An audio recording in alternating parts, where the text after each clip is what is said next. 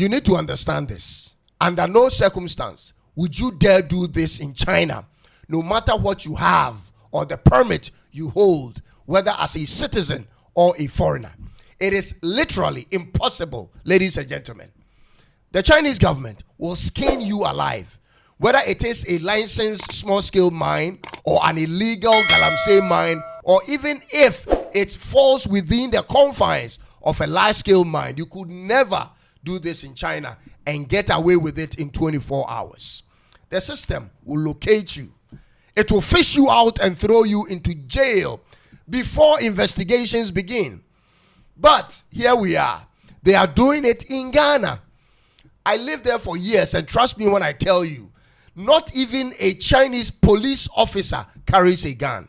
Therefore, under no circumstance would you have access to these types of guns in China for any reason. You couldn't even have access to a small firearm for any reason, let alone a pump action. But here we are, ladies and gentlemen, having a group of Chinese nationals, having almost 10 of them on one site, just one site. How many sites do they operate in Ghana, and how many of such guns are in their possession? They don't speak English nor any of our local languages, ladies and gentlemen. They have no idea where to go in Ghana without a Ghanaian leading the way. Yet, they have successfully infiltrated our system from the very top to the bottom. They know almost every relevant security head, every top security head, their names and private numbers. They know where they live and the gifts they like. That's how they are able to move comfortably around doing illegal mining. They invest money in creating connections with people at the very top, even if it requires getting to the president. They live like kings in Ghana for the fact that they have top government officials on speed dial.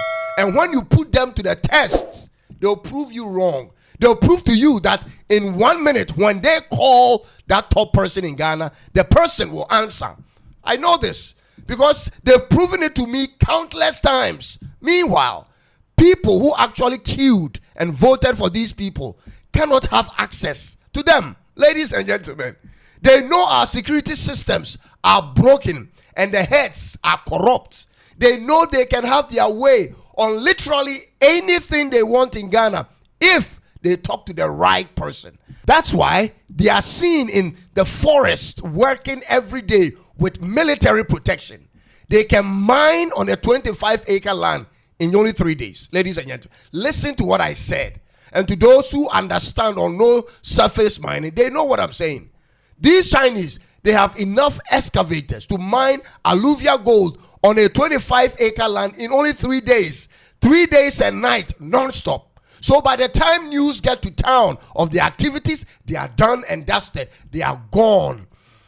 And they live on tip-offs, ladies and gentlemen. That's how fast they deplete our lands. And they hate reclamation, no matter how small the land is. They mine, take the gold out, and move to the next location, leaving behind large trenches and large pits. From Sehui all the way to the Tiwa forest, to the far ends of our border towns. They hide there and mine. They are doing it every day. That's what's happening in Ghana. They come from a country where laws are enforced to the dot. But when they arrive here and they see the lack of love and patriotism for our nation and the absence of law enforcement, they just go off. They've become more ruthless than our own local Galamseyers, ladies and gentlemen. They cut down cocoas and trees and mine even before farmers will get to their farm. They are simply unafraid and unperturbed about any kind of consequence because they know that in the worst case scenario, ladies and gentlemen, they will make their way back to their home country unscathed. And they hate people like me who speak and understand their language. Ladies and gentlemen, they would normally stop conversating when they see people like us come around. Ghana's sovereignty is under attack, ladies and gentlemen, and both political parties are heavily involved. Our right to defend what we have and stand for is under attack. when you live in China as a foreigner, especially as a black man from Africa, there are rules you have to immediately follow to avoid an arrest. Ask any African. First of all, you must walk into the nearest police station to where it is close to you, where you rented your apartment, and register yourself with your passport and declare your reason for staying there. You must state clearly what you do for a living and have your details taken down. Every year when you renew your visa, and that is if you are able to renew your visa, you have to do that registration process again. This is their standard practice, ladies and gentlemen. And when that is done, you walk around in town knowing very well that on any given day, no matter where you are, there is a CCTV camera somewhere watching over you. I lived there in Chongqing for nearly 5 years, and not one time did I ever see a police officer walk around with a gun. Yet the people live in peace because they fear the ruthlessness of their laws and wouldn't dare break any. Yet, see what they are doing in our country. What kind of laws do we have here for Chinese people who engage in Galamsey in Ghana?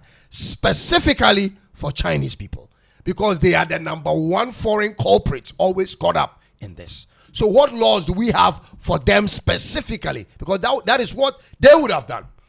If this country were serious like China, the punishment will start from 20 years in jail, and it will be written boldly in Chinese language at our international airport.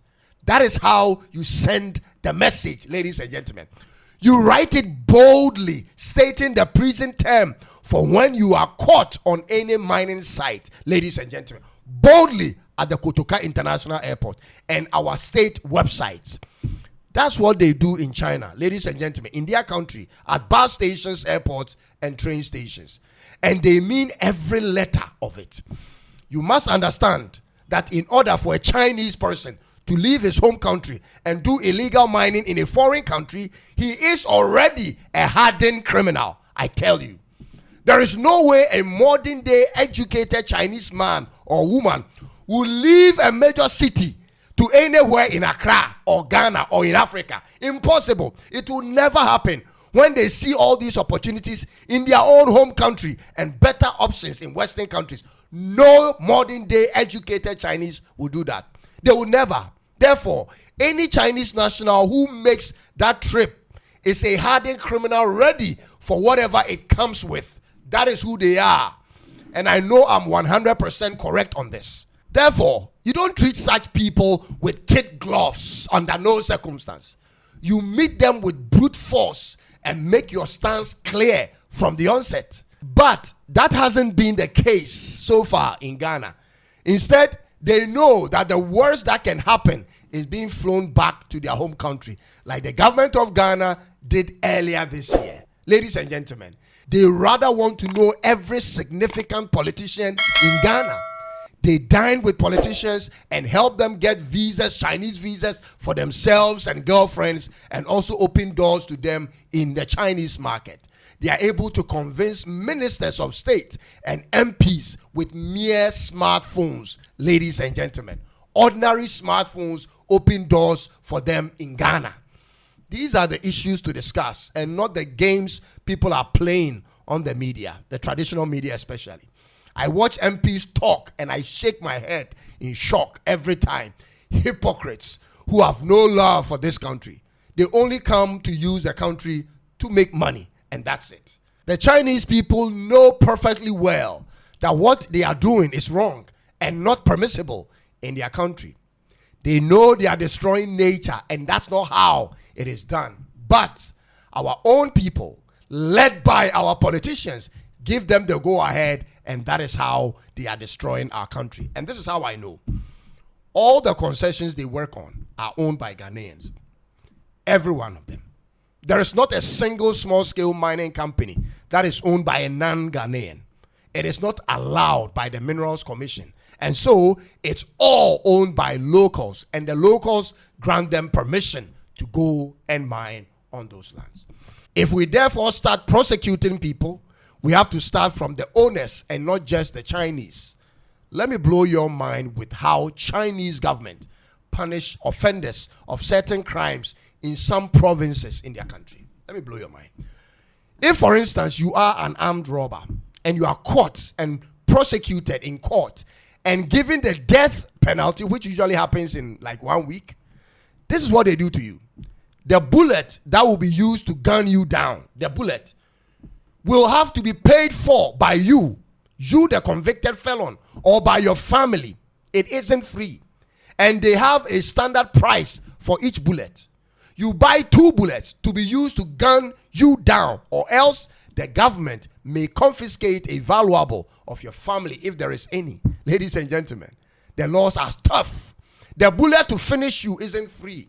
They do this to deter others of even thinking of embarking on that journey. And that's how one leader is able to rule over 1.4 billion people in total peace. And guess what we do to them? We put them on plane and send them back home because we can't live without Chinese loans. How do you expect the problem to end? In the peak of government fighting illegal mining, how does these Chinese men still have the effrontery, the bravery to go to work? How? Does this show to you that they are in fear for any repercussions or for anyone in this country? They fear nobody. This is getting out of hands, folks. And someone has to take charge now, or else the worst will hit us very soon. I've told you. I'm Cyrus, and thanks for watching. Do me a favor by clicking on the like button and subscribe for more. May God help us all. It is bye-bye for now.